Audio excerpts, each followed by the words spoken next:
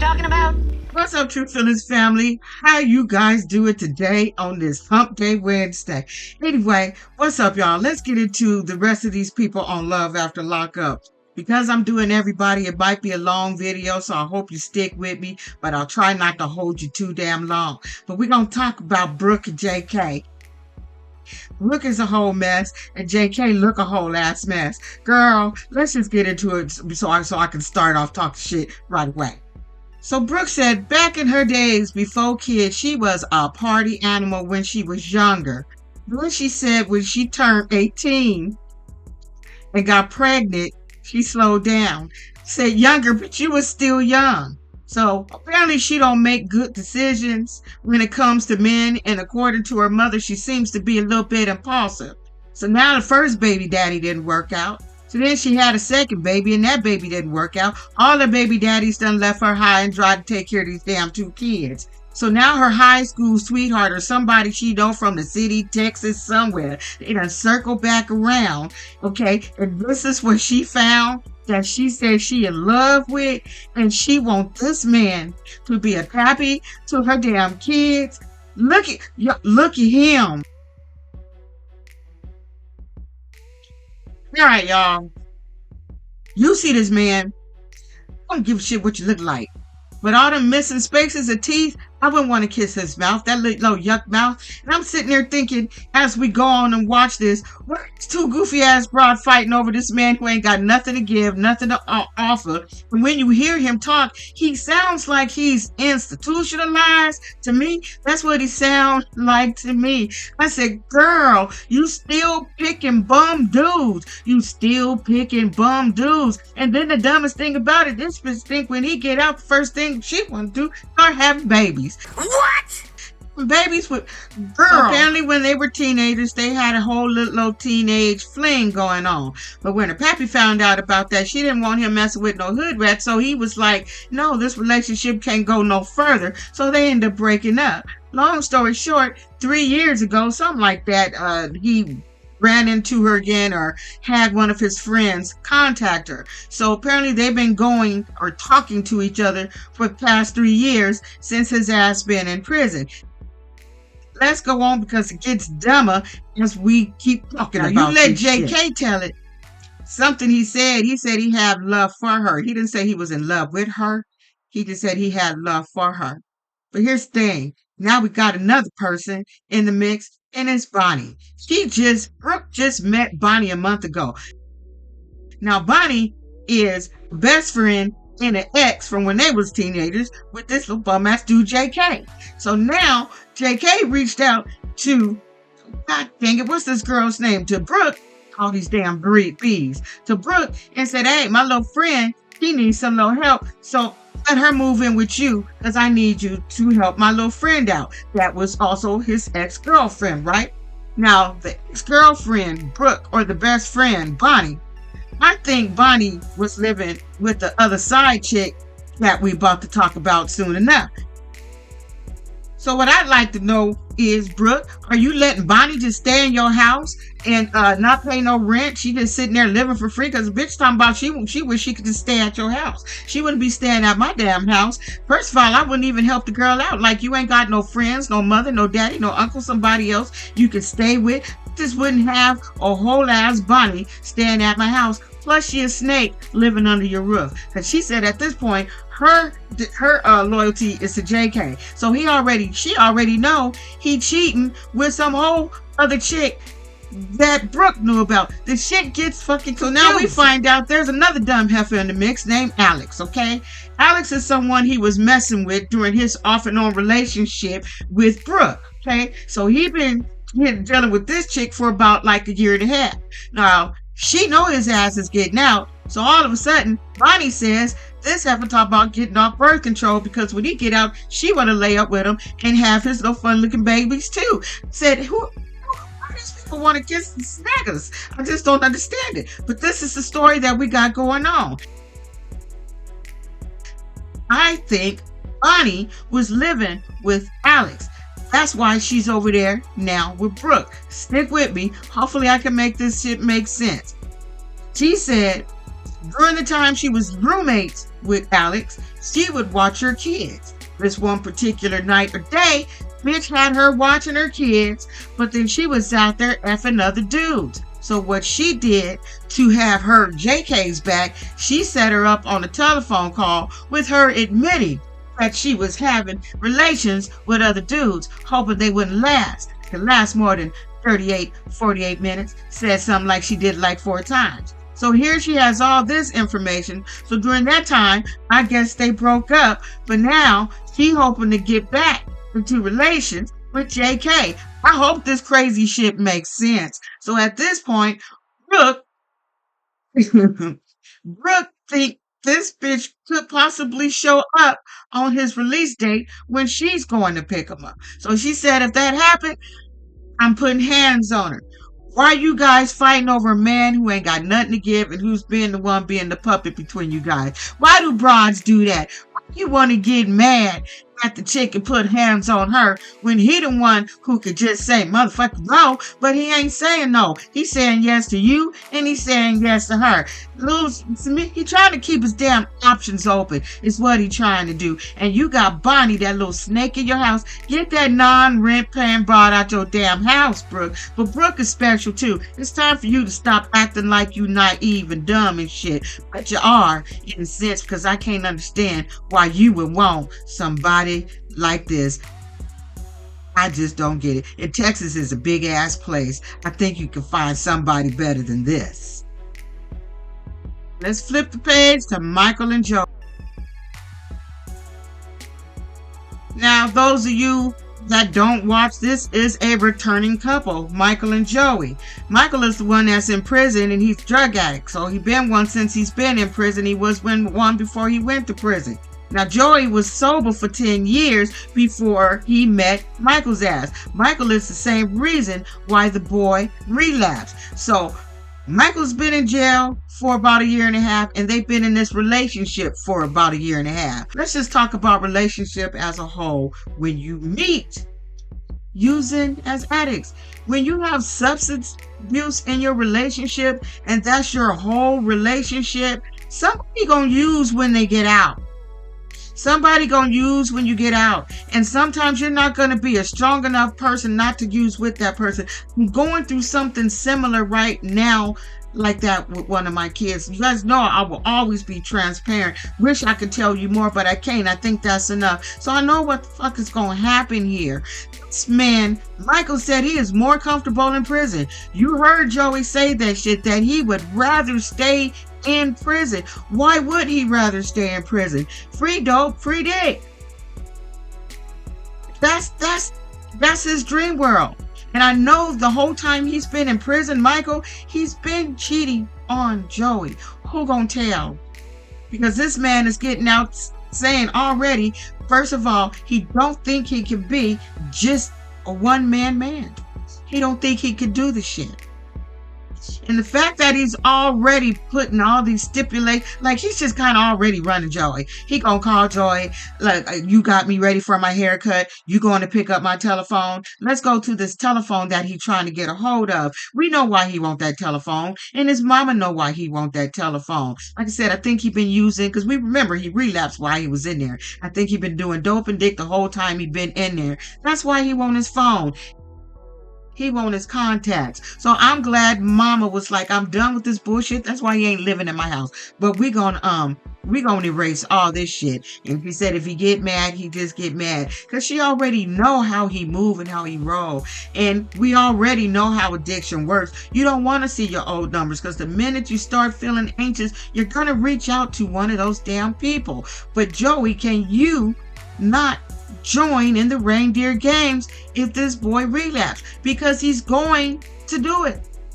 He's going to do it because he never stopped, Joey. And that's why everybody is concerned. His mama's concerned. Michael's mama is more concerned about Joey than she is with Michael, because he know that her son is always on some fuck shit. She just don't want him to get out and ruin Joey's life, who's been doing really well. And now his whole family is all stressed out because they think Michael's gonna get out and pull him back into that evil world. And that's the exact same shit I'm dealing with right now. And I'm not going to get off track. It's a whole nother fucking story that I'm going to have to keep to myself because of what's involved and who's involved. But it's fucked up. It's fucked up. I had to go through a lot of emotions, a lot of yelling. My husband said, I think you need to go back and see your damn therapist, Crystal. You need to go see your therapist because it's about to snap. Come on now. You sit there and your child is doing good all this time. And then all it takes is that one person that they just can't get away from. Because if a person loves you, they're not gonna encourage you to fuck up. They're not. They'll leave you before they tell you to fuck up. But that's not what we see in addicts. And addicts don't give a shit about nobody but their addict behavior. But you can't tell nobody shit. You can't tell Joey shit. Joey, you don't know what it's going to be like with this man being sober because you've never done it before. But one of you guys is not going to be sober, and I think I can bet who that's going to be. And Joey said it himself. Well, if he used, damn it, will I use with him? If you have to question yourself, then you don't need to be picking his ass up from that prison. If you have to question whether or not you're going to fall in when he falls. And we see Savannah and Bradley. Bradley is free. I already told you guys in my last videos about them on Love during lockup that I'm not interested in a Bradley and Savannah.